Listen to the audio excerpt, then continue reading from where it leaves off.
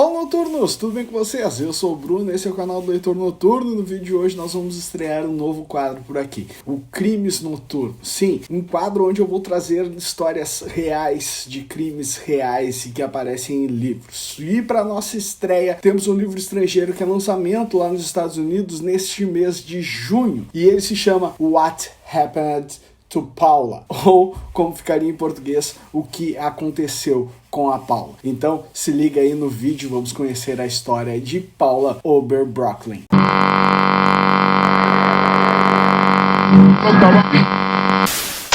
Antes de mais nada, já deixa o seu like no vídeo, se inscreva no nosso canal e deixe aqui nos comentários qual livro sobre crime real que você gostaria de ver aqui nesse quadro. Esse quadro deve acontecer provavelmente uma vez por mês, devo aparecer aqui falando com você sobre um crime real que eu tenha descoberto através de um livro. E para estrear esse quadro, eu estou trazendo esse livro que, quando eu vi ele nos anúncios dos lançamentos no site da Amazon americana, eu disse, nossa, preciso ler essa história, me chamou muito a atenção, preciso conhecer um pouco mais sobre ela. A história vai contar sobre a morte de Paula Oberbrooklyn, uma garota de 18 anos que sumiu lá nos anos 70, ainda bem no comecinho dos anos 70, mais precisamente dia 11 de junho de 1970, há mais de 50 anos. Vai contar um pouco sobre como ela sumiu, quem era ela e por que esse sumiço é tão importante, tão emblemático na história, por ter acontecido justamente lá no final dos anos 60, comecinho dos anos 70, e que diz muito sobre o momento da estrutura americana, da nossa sociedade, e isso interferiu muito no sumiço da Paula. Paula era uma moradora da pequena cidade de Cedar Rapids, no estado do Iowa. Apesar de ela ser pequena, ela é a segunda maior cidade do estado, e lá ela vivia, ela trabalhava, ela estudava, ela era uma garçonete, uma garota branca de 18 anos, que em determinado sábado não voltou para a casa onde ela morava com as amigas, e aí já surgiu um pouco de medo entre a amiga que era companheira de casa dela, e ela avisou a família da Paula, e eles foram até a polícia. A polícia fez uma rápida busca, disseram que normalmente adolescentes assim nessa idade costumam fugir, e o livro usa a expressão shrug, que significa dar de ombros, assim, tipo, é isso que acontece com adolescentes que moram sozinhas com 18 anos. Infelizmente, eles gostam de festa, eles gostam de drogas, eles gostam de bebidas e eles somem às vezes. Não se preocupa aí, família, ela deve aparecer em breve. Mas algo nesse roteiro deixou a coisa ainda um pouco mais obscura. A mãe da Paula sabia que ela suspeitava estar grávida de 1 ou 2 meses, ela não sabia muito bem. Lembrando, é 1970, virada ali do século 60 para os anos 70, então tinha muitas coisas que não eram comuns, como uma jovem sem namorado estar grávida. As coisas começaram a piorar quando a amiga da Paula contou para a família que ela teve um relacionamento com um garoto negro chamado Robert. E aí, claro, a polícia foi pra cima desse Robert, foi querer saber o que ele tinha de envolvimento ali. Talvez ele tivesse engravidado a garota e aí talvez ele tenha mandado ela fazer um aborto, ou talvez ele tenha matado ela. Lembrando que a segregação racial, aquele esquema, deveriam existir lugares específicos para negros, lugares específicos para brancos, e a relação entre eles não era legal, foi abolida apenas em 1964, então ali 6 aninhos antes da Paula sumir. Então ela era uma garota assim bem pra frente do tempo dela, uma garota que realmente não pensava em consequências, assim, não pensava muito na sociedade e no que ela poderia sofrer, ela simplesmente vivia a vida dela. Ela trabalhava, o que já para a época era meio estranho, né? E aí a gente vai um pouquinho mais pro passado, para vocês terem uma noção de como era a sociedade da época. O voto feminino para mulheres solteiras ou divorciadas foi aprovado nos Estados Unidos apenas em 1933, então ele tinha menos de 40 anos dessa aprovação. Então, para vocês terem ideia de como as coisas ainda podiam ser obscuras dentro da sociedade, ainda existia uma imensa, na verdade, né, preconceito com a mulher, um machismo incrustado na sociedade, é algo que realmente é muito complicado, e a Paula fugia de todos esses paradigmas da sociedade pela pessoa que ela era, pela jovem que ela era. Então começaram a ir para um lado assim de que a Paula poderia estar trabalhando para pagar o aborto dela, ou poderia está fazendo mais que isso. Talvez ela trabalhasse para viajar para algum país onde o aborto fosse possível, como algum país da América Latina ali, que teria de maneira mais aberta essa questão do aborto. Então isso começou a ser aventado pela polícia, e a polícia começou a tirar o corpo fora e dizer assim, não,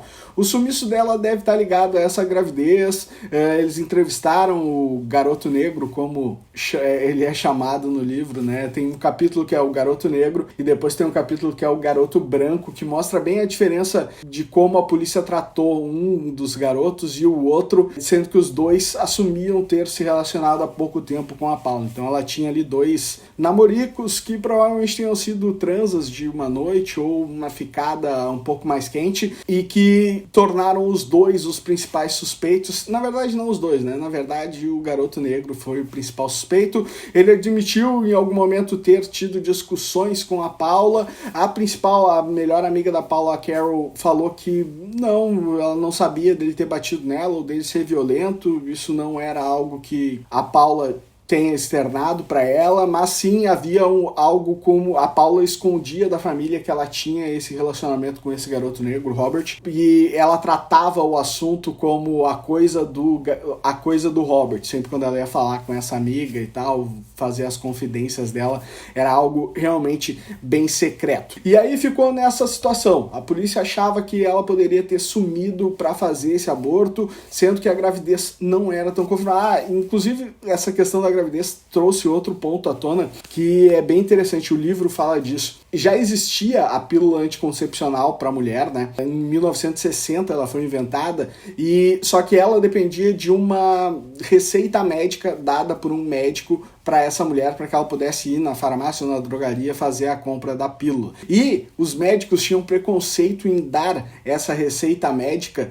para mulheres que não fossem casadas, né? Então eles evitavam dar, e tinha até meio que uma lei que não estava escrita, digamos assim, que falava sobre o impedimento de se dar essa pílula para mulheres que não tivessem o cônjuge ou que talvez fossem fazer sexo só por diversão. Lembrando que estamos em 1970, né? Então o tabu sexual ainda estava muito ligado ao fato de sexo ser só para procriação, só para ter filhos, e que não deveria ser evitado uma gravidez. O aborto tinha sido aprovado no estado de Iowa 3 anos antes, e ele tinha algumas peculiaridades, assim como poderia abortar se tivesse sofrido violência, mais ou menos como é no Brasil hoje em dia, só que a mídia não divulgava que o aborto era legal, não haviam propagandas que dissessem, venha fazer o seu aborto aqui na nossa clínica. Então era realmente um tabu muito grande. Mas as coisas mudam, e para pior, quando chega o mês de novembro. Porque em 29 de novembro, 2 crianças encontram um corpo já em decomposição na beira de uma estrada. E eu digo 2 crianças porque foram 2 crianças mesmo. Um tinha 11 anos e o outro tinha 14. Eles encontraram um corpo, o corpo estava com as mãos e os pés amarrados para trás do seu corpo. Depois a polícia chamou a família da Paula e ela fez a identificação. Realmente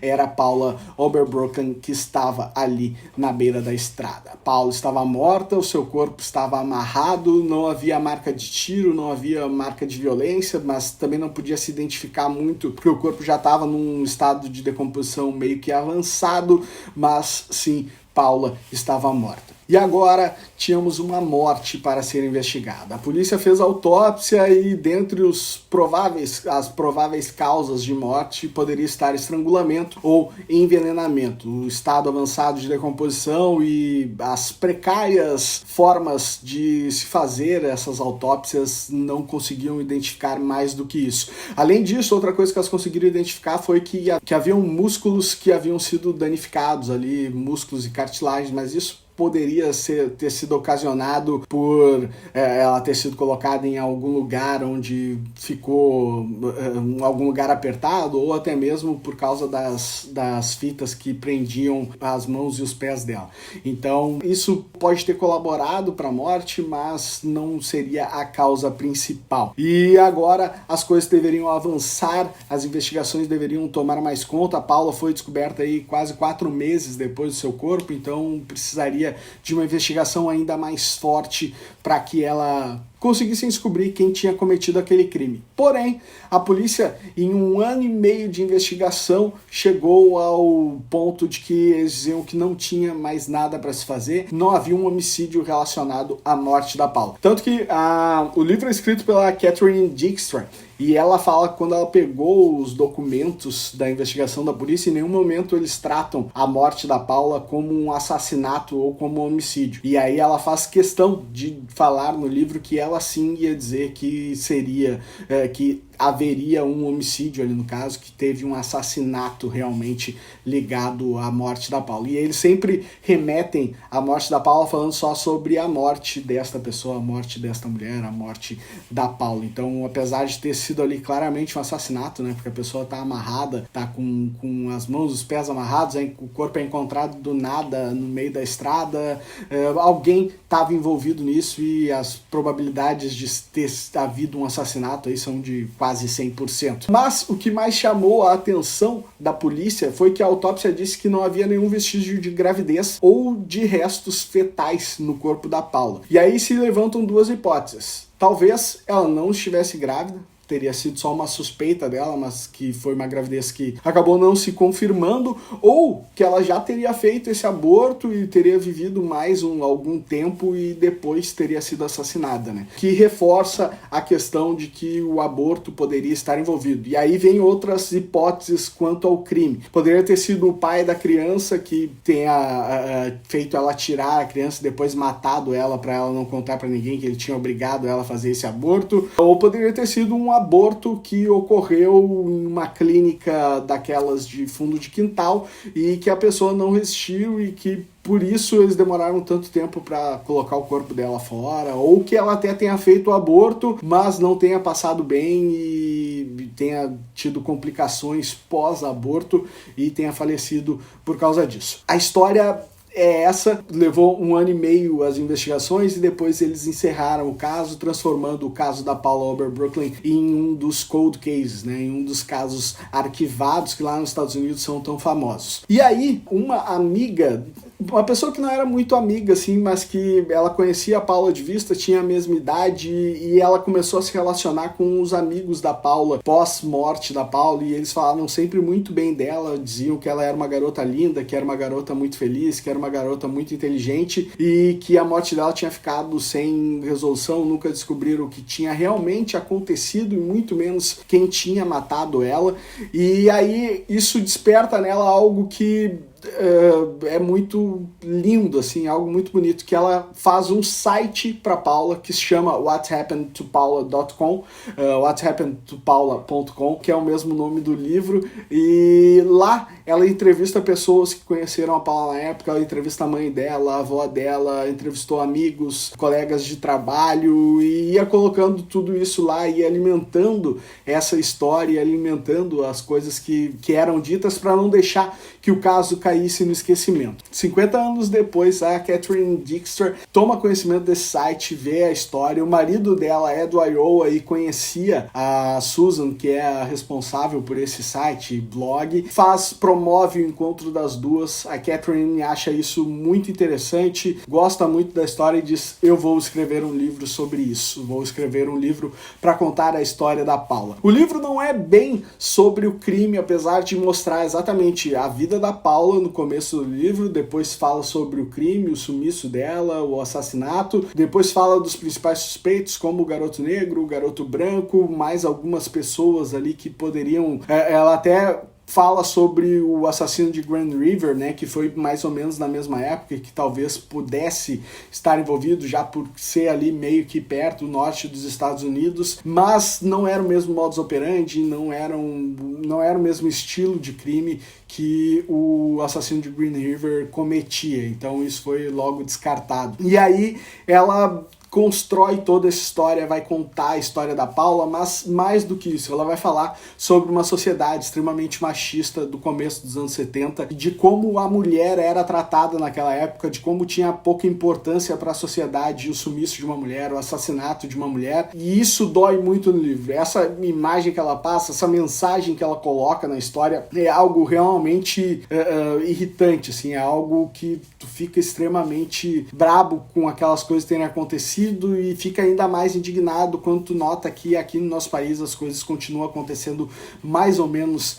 nesse estilo, né? A violência contra a mulher cada vez aumenta mais, casos de feminicídio estão cada vez mais em alta e a gente vê que pouca coisa mudou dos anos 70 para cá, né? 50 anos aí que parece que a gente não aprendeu muita coisa como sociedade. Eu não achei o livro maravilhoso, assim, ele tem algumas falhas, gostaria de saber algumas outras coisas, mas ao que ele se propõe, ele é muito perfeito, né? Em contar a história da Paula para não deixar que esse caso caia no esquecimento. E isso provocou algo muito fascinante, assim, porque o homicídio da Paula começou, já foi retomado as investigações dele no estado do Iowa, tem sites, em várias matérias começaram a surgir sobre o homicídio da Paula Oberbrooklyn, já começa a se tratar como sendo realmente um homicídio, a polícia já trata do caso assim, e o livro tem pouco mais de uma semana que foi lançado, né? Mas tinha uma grande expectativa e o trabalho da Susan Taylor de manter esse blog, de manter o site no ar, também fez com que várias coisas aparecessem durante esses 50 anos e que realmente fazem a história se perpetuar. Estou terminando esse vídeo aqui no finalzinho do mês de junho, espero que em breve a gente tenha novas informações sobre esse caso, espero que esse livro chegue ao Brasil. Eu comprei ele no Kindle, lançamento lá nos Estados Unidos, ele é de uma editora bem pequenininha lá, americana, então acho bem complicado desse caso chegar aqui no Brasil, mas eu ficaria muito feliz que algo fosse feito, sim. O livro tá tendo um hype muito legal lá nos Estados Unidos, pelo que eu vi as vendas estão bem interessantes, vários sites falando sobre ele, inclusive o site do próprio The New York Times, o maior jornal americano, já fez reportagem sobre o livro, então ele tá tendo uma aceitação assim bem bacana. Tomara que descubram o que aconteceu com a Paula e tomara que esse livro chegue no Brasil já com esse caso solucionado, né? Já com mais um capítulo aí contando como foi descoberto o que aconteceu com ela e como o assassino foi para trás das grades depois de tanto tempo. Espero que vocês tenham gostado desse nosso primeiro vídeo dos crimes noturnos aqui no canal, desse nosso novo quadro. Me diz aqui nos comentários o que você achou e me dá dicas ali de livros sobre casos reais e que você gostaria de ver por aqui. O primeiro deles foi What Happened to Paula. É um livro que eu vou lembrar durante muito tempo aí, que eu espero que ele siga adiante. Eu tenho um sonho para esse livro, que é ele se tornar uma série, aqueles mini documentários assim da Netflix ou de algum outro canal de streaming. Não acho isso difícil, espero que a história da Paula tome o mundo inteiro e que as pessoas possam saber como as coisas aconteciam lá no passado, lá nos anos 70, nos anos 60, como a mulher era recriminada, de como o machismo tomava conta da nossa sociedade, para que em breve a gente consiga abolir tudo isso, que a gente consiga botar isso tudo dentro de algo que vai ser tratado só como uma lembrança ruim e que a sociedade passe a ser muito melhor daqui pra frente. Então é isso, espero que vocês tenham gostado, se inscreva no nosso canal, deixe seu like no vídeo e boas leituras. Até semana que vem.